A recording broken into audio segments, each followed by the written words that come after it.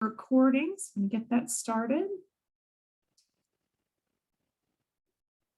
And thank you all so much for joining us. We do have a poll open, and if you would give us your thoughts on that, that would be super. Tom's got a couple questions up for us. My name is Heather Fay, and before we get started, I just have a few housekeeping things to go over. Like I mentioned, we are recording today's presentation, and we will be posting this to our YouTube channel as well as sharing it with you after the event is complete. If you will, please keep your microphone muted.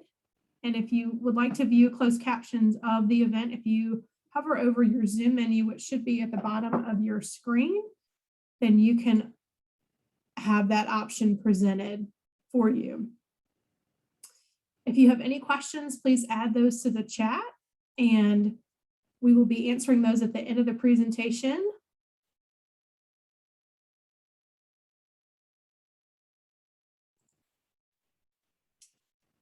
All right, let's get started with our presentation here. For those of you that are just joining us, if you will add your thoughts to the poll for us today, that would be super.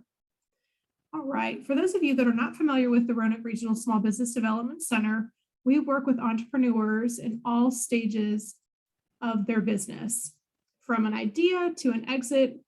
My colleagues and I are small business champions and believe that you as small business owners are the heart of our communities, and true economic impact comes from your entrepreneurial spirit.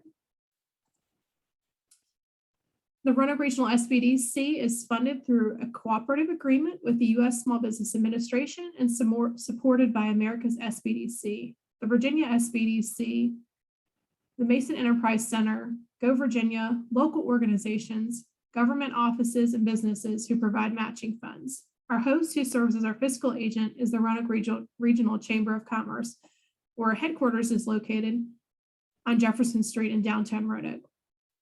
The Roanoke Regional SBDC currently serves the greater Roanoke area, Allegheny Highlands, and the New River Valley. We are part of the Virginia Small Business Development Center Network. We're one of 27 different centers across the state that you will see on this map that are highlighted by the different triangles to designate where those centers are located. If you are not from the Roanoke region, we are confident that there is a center not too far from you. As I mentioned, my name is Heather, and I serve as our regional program director as well as a Botetourt advisor. I'd like to introduce you to the rest of our team virtually. We have Amanda Forrester, who's our regional director, Cheryl Tucker, who is our Allegheny Highlands and New River Valley advisor, and we'll meet Tom in just a minute. We have two upcoming events tomorrow. We have a program that we're collaborating with the Virginia Small Business Supplier Diversity and the Financing Authority through the state at tomorrow at 10 o'clock to talk about different financing and capital opportunities for you. And I will be sure to put that link in the chat if you'd like to join us tomorrow. We'll also be recording that program, as well as we have a Smart Start for those of you. All of you are in business, I presume, at this point, but if you know somebody who wants to start a business, this is a great class that Tom teaches, and that'll be held next week from 4 to 7 for you all to participate for those that want to start a business. And if you're not connected with us already on social, we encourage you to do that. We are pretty active on Instagram, Facebook, and YouTube. You can also send us a call or a text to the number here. I'll post this in the chat as well as email, or you can visit us on our website for all kinds of great things that we have going on. Those are just a couple of events that I mentioned, but we have lots going on here locally as well as at the state level. All right, so let's meet our host. Our host today is Tom Tanner. He is our lead advisor and our biz coordinator. All right, Tom, take it away. All right, good morning, everyone. The good news about this presentation this morning is it's not going to take an hour, which means you're going to be finished early and you just picked up an extra 30 minutes or so of your day. I want to, let's go ahead and if you haven't done the poll, go ahead and finalize that while I am getting my presentation up and running here.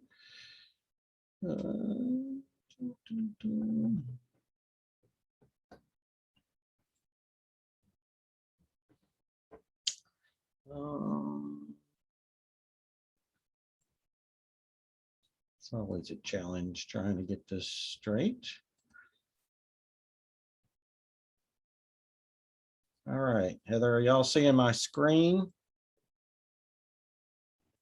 We Yes, good, that Heather? looks great. Okay. Mhm. I'm gonna go ahead and end the poll and share the results. And it looks like a lot of you have picked up are somewhat familiar with the EIDL, the loan advance, the target advance, et cetera, et cetera. And actually somebody's submitted for a EIDL increase.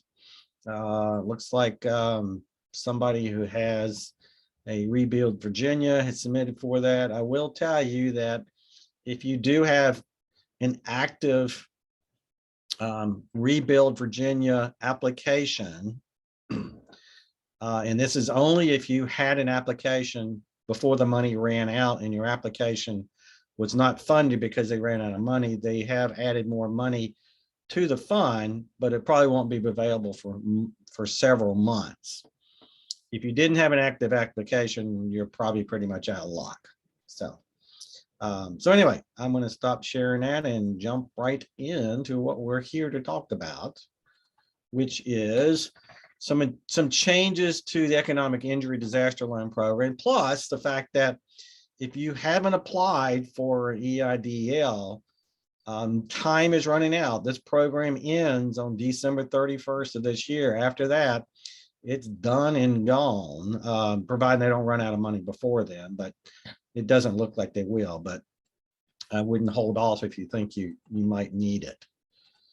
So first of all, I'm making the assumption that most of you are familiar with the program. So I'm first just going to tell you real quick about some of the changes that are effective as of September 8th, which really goes back to whenever you got it. So it doesn't matter when you got the loan, these changes still apply. Of course, they've increased it to $2 million, which probably doesn't affect anybody on the call here, but it did increase it. So the biggest change probably is going to be the fact that if you do have a loan, it's now allowed you to make payments and prepayments of any commercial debts. Before, it only allowed you to make payment on your debt. So if you basically, in the way it's worded, it's prepayment, which means you could prepay the whole thing if you wanted to, which is nice. That does not apply to federal debt, but it does allow you to pay federal debt, which in some cases would not allow you to pay a federal debt like an SBA loan or something like that. And of course, any of you have an EIDL loan know that it's been deferred for 24 months. So, and that's going to continue. So if you haven't gotten an EIDL and you go ahead and sign up, it's actually going to be 24 months before any payments are due. And we'll talk about the other side of the equation. The other things here I'll leave on the chart, but most likely it's not going to apply anybody on the call. So just a real quick show of what's going on as to the program. So if you've got an EIDL, or if you're thinking about getting an EIDL and it's less than $25,000, again, the deferment is up to 24 months. This is for all of them. But remember, this is for, the deferment is for payment. It does not defer interest. And interest, by the way, is 3.75% for business and 2.75% for nonprofits. The term is 30 years. But if you have a 24-month deferment, what it's going to do is figure out the interest that's being deferred for that 24-month period, and it's going to be added to the principal that you took out. And then it's going to be paid back over a 28-year period. So when they talk about deferment, that does not mean it's interest-free. It just means that you're not having to make a payment. You're allowed to make payments anytime you want, and we'll talk about in a second how you do that. The key is that just remember the interest is still accruing. Requirements, again, I'll show you the minimum credit scores are 570 for most of them. Again, that's not the only underlying information. It's not just your credit score. It could be other things too. The nice thing if it's under $25,000 is that there's no collateral and no personal guarantees. If you have a loan above 25,000 up to 500,000, then you are going to be having collateral placed against your all your assets of your business. So think hard about if you're trying to get a loan, or if you have one, you might get more, is that once you get above $25,000, and that's the total, not any increase or the original, it's the total, then the SBA will put a lien against all your property. So make sure you're aware of that. If you have more than $200,000, they're also asked for a personal guarantee, and that would be of any owner that's 20% more. Unless you have a partnership, then really all the partners are going to have to sign off on it. So the things that you can pay are going to be your normal operating expenses, things from your rent, your payroll, your cost of goods. And we talked about commercial debt. It's going to be just your normal interest. Your normal banknotes. It could be marketing expenses, utilities, and those kind of things. All right, so if you submit something now, if it's less than $500,000, they're saying it's taking about 3 weeks. I'm not sure I'd hold exactly to that, but that's if everything went perfect, it would be about 3 weeks. I would certainly count probably more on 4 to 5 weeks because the slowness of getting paperwork back and forth, et cetera, et cetera. But still, it's faster than it was. If anybody got a EIDL last year, they know that's a lot faster than what it was then. So how do you figure out the formula for the EIDL? Basically, they look at if you're in business prior to January 1st of 2019, then they have documentation to show, okay, what was your gross receipts in 2019? They'll subtract your cost of goods sold, and this is going to be taken directly from your tax return. And then they multiply it by 2, and that's how they come up with your amount that they will provide to you. Part of it's still going to be based on credit, but if your credit is reasonable and there's no other issues come up with tax returns or anything else, then that would be the formula of how it's based on. And if you've got rental income, it uses the rent 1920 rent times 2. If your business started after January 1st, 2019, the SBA has a different calculation. It's basically using a similar formula. It just uses a prorated type formula. And just remember, and I'll show you in a minute, but just remember, if you get, I have clients that said, I submitted my information. They said I could get $200,000 and I only needed like 20. You're not required to take the full amount. You can just take whatever amount you want, less than what they offered you. All right. Some other notes, if you have multiple owners, then any owner that owns 20% or greater has got to be listed. If it's an owner 20% more, also has to be a U.S. citizen or a valid non-citizen. Must have been in operation before January 31st of 2020. Remember that, because that's a major date. You had to have been in operation. And operation basically means is that you're open for business, or that you're basically at the point you're ready to open for business. In other words, you got your business license, you're ready to roll. It's not that, hey, I set up an LLC, but I wasn't really ready to open for another 6 months, would not apply. But if you're set up, ready to roll, and you had planned to open on February 1st, then you still would be able to apply for that. If you buy in a business and you purchased it after January 31st, it's not ineligible unless a family member, or if you sold less than 50% of it. Remember, December 31st is the deadline for this program. There's no extension of this program. There's no intended extension of this program. December 31st, 2021, it's done. And that's the application, not the approval, but the application. So what funds cannot be used for, and this is a key, is that you cannot use it to expand your business. So in other words, you can't say, well, I got this big loan here and it's good interest, so I'm gonna go ahead and get it so I can buy some new pieces of equipment or something. That's not what it's intended for. Again, we talked about you can't make prepayments on federal debt. In other words, if you have an SBA loan, you can't pay like the next year on it. And obviously you can't start a new business with it. As part of the application process, and this includes not only the application process, but if you're trying to get more money from it, you still must show this substantial economic injury portion of it, which basically means, hey, I really need this money. It's not like, hey, we're making tons of money, but hey, it's cheap interest. I need to go ahead and see if I can get it. It makes you sign this statement that says you've had substantial economic injury, and it's very important for you to have this in order to survive. And the reason that you need it is because of COVID-19. So also as part of this whole program, there's this thing called the Targeted EIDL Advance. Some of y'all are probably familiar with the advance that came out, but this is the Targeted Advance. So the Targeted Advance provides funds up to $10,000. If you had an advance already, it's going to take away from any advance you previously received.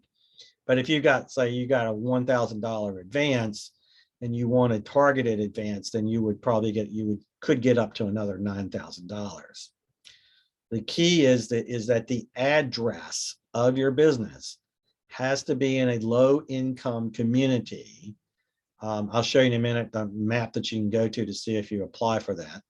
And you have to demonstrate that you had more than 30% reduction in revenue during any 8-week period beginning on March 2nd or later. Okay, and so you're comparing the 8-week period in 2020 to 2019 or later. So, or could it even be 2021 compared to 2019, but it has to be an 8-week period. It doesn't have to be a quarter like it is like for the ERC and things like that. It's an 8-week period. So if the applicant meets the low income criteria, you're going to be asked for, hey, now you have to prove that you had a 30% reduction.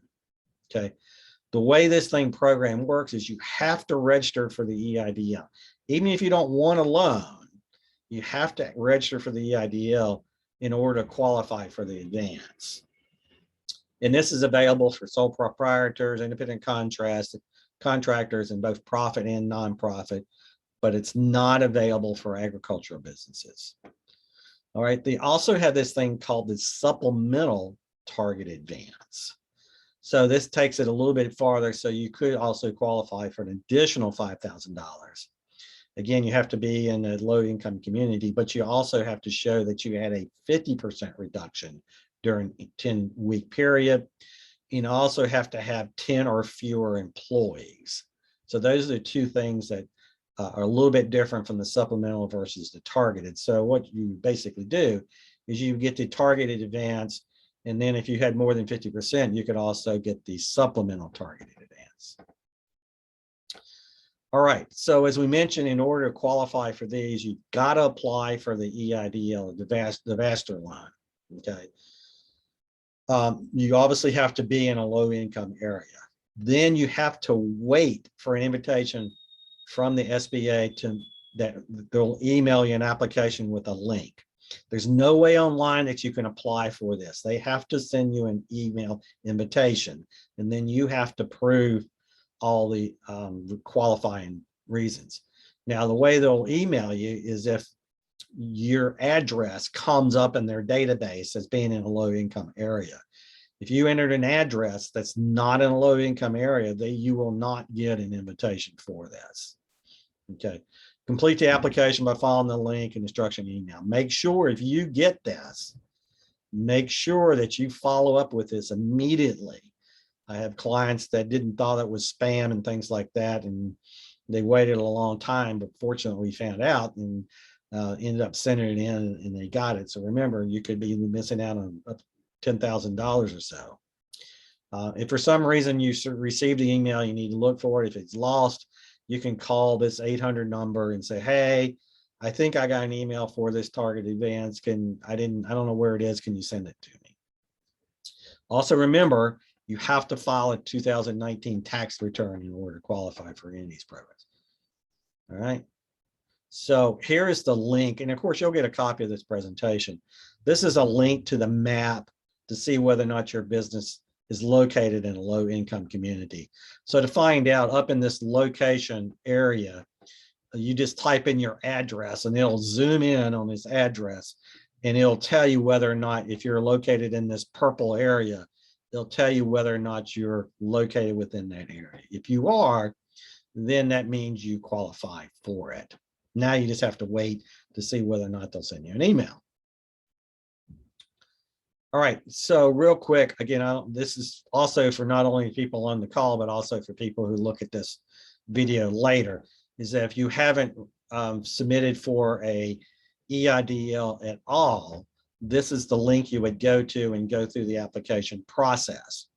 When we send out the presentation, I'll also include other documents that kind of go through this whole process. Or if you need assistance, reach out to somebody here at the SBDC and we can either meet you in person or go online, do a Zoom session and walk you through the entire application process. Best thing is you just want to make sure it's done correctly. If you already have an EIDL, here's the link to log on, because a lot of people ask me, I don't know how to get to my login. So this is the link to your login. And you would sign into your account using your username or email. Usually it's your email. If you forgot your password, like many people have, just click on the forgot your password and they'll reset it. Okay. Once you get into that, then you're able to see what the latest is, what's going on. So again, this is kind of like the first step. If you're eligible to come up and say, okay, you're eligible for this $350,000. Okay. Not all of you are eligible for 350, just realize that. But if you click on this review and accept the amount, it will come into this little screen here and say, okay, it's available for 350. If you don't want that, you'll see this little